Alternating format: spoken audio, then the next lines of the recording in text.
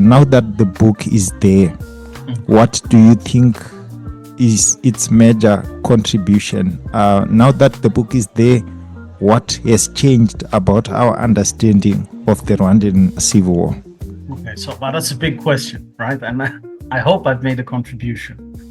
I think perhaps it's worth briefly discussing the sources that I used for the book, because I hope that those actually are an important contribution to the scholarship in itself. So the book consists of archival research, which I did mostly in Europe.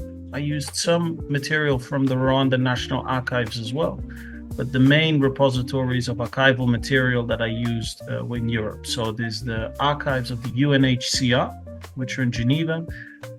I highly recommend them. Really, they are not used very much, and they are easily accessible.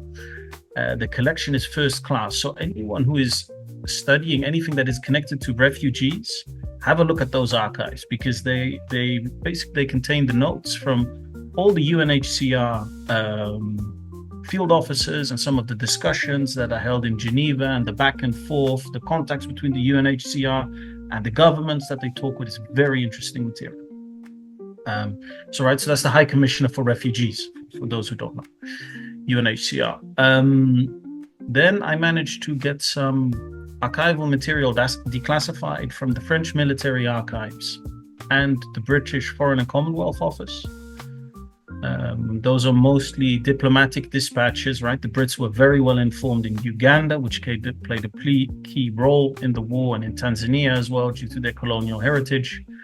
And it also meant, for example, that some of their officers, so for example, the British Defense Attaché posted in Kampala, he spoke Swahili fluently. Mm-hmm. So he was able to really connect with the Ugandans, and a great source of information. So his reports are worth a lot. And so I managed to get that material declassified. And then I also used quite extensively the Belgian diplomatic archives, which have been used. I noticed there's another researcher who just used them because they are subject to the 30-year rule. So they're just subject to declassification when I started working on them. Another researcher has also used them, but I think we are basically the first. And again, the Belgians, because of the colonial past in Rwanda, they were particularly well informed, and they played an important role within the diplomatic community. So their reports are very interesting, because often Rwandan government of diplomats and soldiers, when they had concerns, they would actually go and discuss them with the Belgian ambassador. So it's unique material. So I hope all of these archives will be used by researchers going forward, right? They are all now readily available. The second contribution is, and probably the most important source for the book, is a series of interviews, which I carried out in Rwanda over the course of more or less 6 or 7 months, mostly with the veterans of the Rwandan Patriotic Front. So the men and women who actually fought in the war. I interviewed them, or at least about 30 of them. Some of them for several sessions of several hours over a couple of weeks, others much more briefly. But I think that the veterans, they are getting on, and they have lived very hard lives. So, I hope they do more interviews with other researchers soon, but otherwise it's a source which will be lost. So I hope the interviews as well, the oral material that I was able to get, will also contribute to the scholarship. Mm-hmm. So that's sort of, in a sense, of the source material. In a wider sense, what will it contribute? I hope, first of all, as I said, right, that it'll show the importance of the war on the genocide. Mm-hmm. So when you look, the war had very many effects which,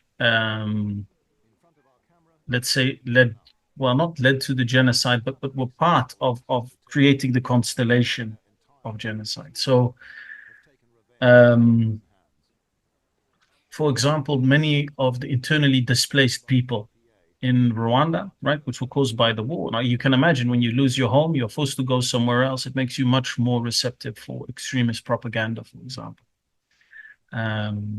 So I hope that's one of the the things which will be, let's say, be brought back into the discussion. And I think another big contributing, what I will contribute to the discussion is understanding the motives of the Rwandan Patriotic Front. The Rwandan Patriotic Front, they still form the government of Rwanda today. They took over after the genocide. And Paul Kagame is the president of Rwanda to this day. And it's quite a secretive organization. So it's not always easy to understand the motives, also for their politics and their actions today. And I think that when we study their history, right, their experiences growing up in Uganda, the persecutions which they faced there under the regime of Obote, and then their experiences during the war, I think it really helps us to understand why they chose to start an armed conflict in Rwanda, right? Because they really felt there was no other option for them. And I think that is a key part of understanding the conflict as a whole, and indeed understanding Rwandan politics today. Oh, yes.